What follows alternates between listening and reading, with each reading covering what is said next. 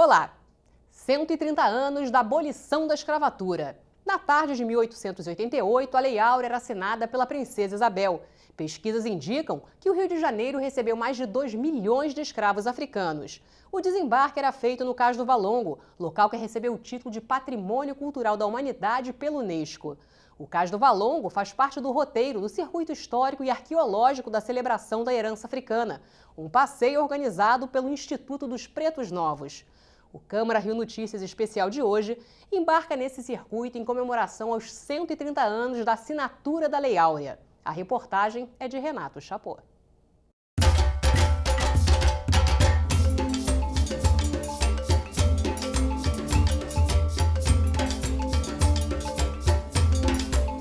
O ponto de partida é o Largo de São Francisco da Prainha, onde existia um famoso trapiche, um armazém que pertencia ao padre Francisco da Mota, filho de um comerciante português com uma escrava. Essa região foi a que concentrou o maior número de escravos da zona portuária do Rio.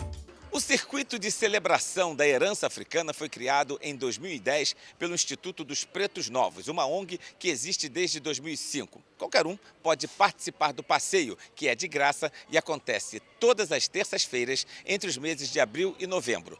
Todos os guias fazem um trabalho voluntário. Cláudia faz parte do grupo. Ela é guia há 25 anos e há conta para turistas cariocas e estudantes as histórias da escravidão e seu legado para a cidade.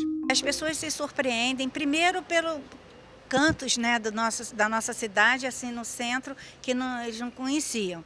E em outro momento se emocionam. À medida que a gente vai chegando aqui nessa área do complexo escravagista e que a gente vai até o cemitério, que é um sítio arqueológico, o cemitério dos Pretos Novos, né, esses africanos que chegavam tão debilitados e morriam, eram enterrados ali, as pessoas se emocionam bastante. E a nossa ideia é isso, é que essa história seja conhecida, divulgada, para que isso não aconteça mais. São cerca de 3 horas de caminhada. Dona Marlene, de 79 anos, já fez o passeio várias vezes.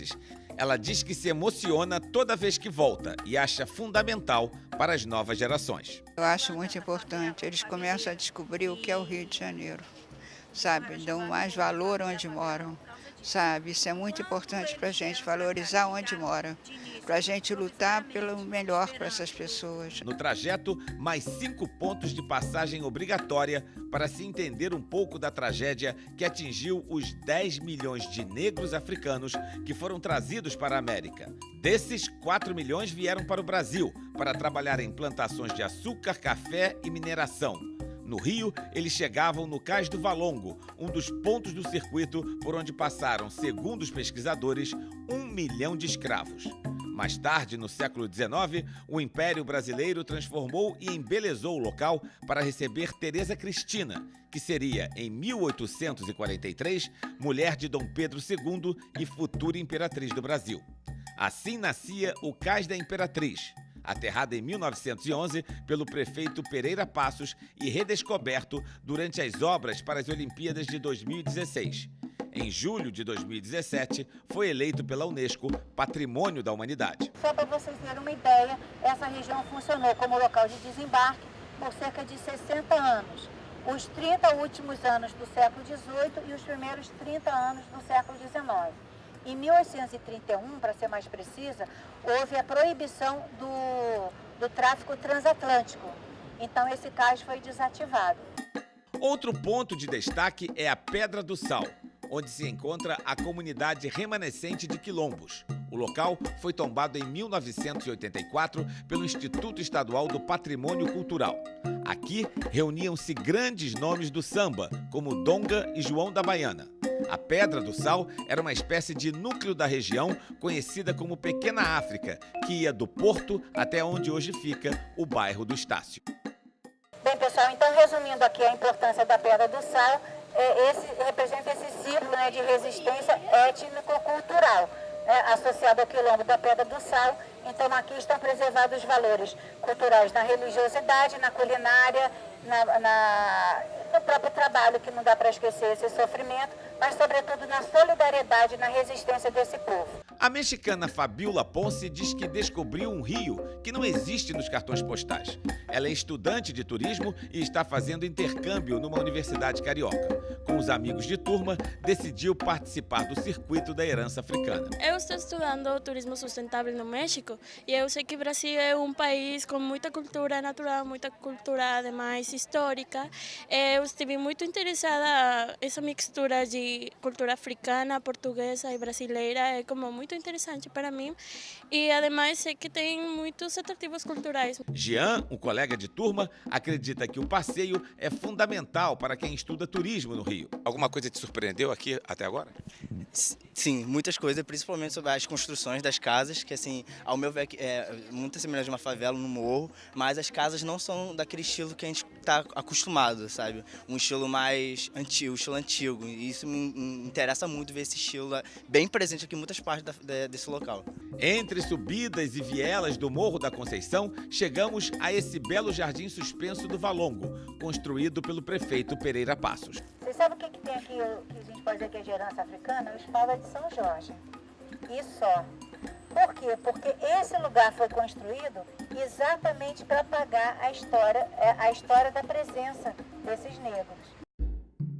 Bem embaixo do Jardim Suspenso fica o Centro Cultural em homenagem a Hilária Batista de Almeida, a tia Ciata, mãe de santo e cozinheira baiana que veio morar no Rio e é apontada como uma das figuras mais influentes para o surgimento do samba carioca. O local é administrado pela bisneta de tia Ciata, hoje vista como uma heroína. Pela luta dela em prol do povo negro, pela resistência, pela cultura, em defesa da cultura e tanto do samba quanto da religião negra. O circuito também passa pelo galpão onde hoje funciona o Centro Cultural Ação da Cidadania.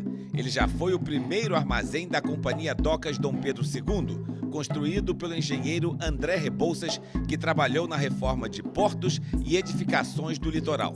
Rebouças, que hoje batiza o principal túnel carioca, lutou pela abolição dos escravos e foi contra a República. Ele embarcou com a família real para o exílio na Europa. Este é o último ponto e, para muita gente, o mais emocionante do circuito. Aqui, no subsolo desta casa, onde hoje funciona o Instituto dos Pretos Novos, foi encontrada parte de um cemitério de escravos. Tudo aconteceu por acaso, quando uma família se mudou para uma casa ao lado em 1996. No local também funcionava um lixão. Os corpos de negros mortos eram jogados aqui. O primeiro cemitério foi lá no Largo de Santa Rita, onde é o Beco das Sardinhas, onde o pessoal come ali uma sardinha frita. Tem mais de 20 mil pessoas sepultadas ali. E aí, com a transferência do comércio de escravo da Praça 15 para o Cais do Valongo, o cemitério dos Pretos Novos passa para aqui. E foi por acaso que foi descoberto. E aí a dona Mercedes chamou o pessoal de arqueologia, da UERJ, de tudo. E aí os historiadores viram que aqui era o cemitério e foi da onde, em 2005, surgiu o Instituto dos Pretos Novos para contar essa história de que forma era tratado os negros. Chegavam aqui no Brasil, de que forma eles eram sepultados, entendeu? Aqui você acha, no mesmo patamar aqui onde estão as ossadas, você acha o lixo urbano. O lixo urbano que tinha, as pessoas jogavam o seu lixo orgânico aqui. Para quem visita, o impacto é grande. Você fica um pouco emocionado porque eu carrego também eu tenho uma ancestralidade também negra, entendeu? Eu fico imaginando o quanto foi sacrificante para o povo preto, né, vir para cá e o quanto que ele sofreu para se estabelecer aqui.